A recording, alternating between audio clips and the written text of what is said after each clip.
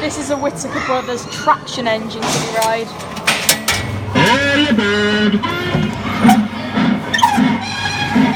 This was actually made in 1970, so hence yeah.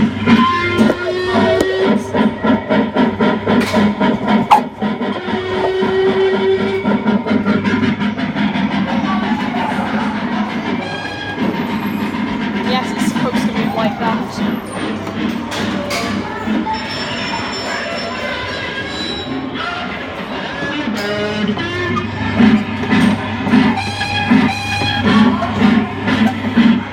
Tickets, please.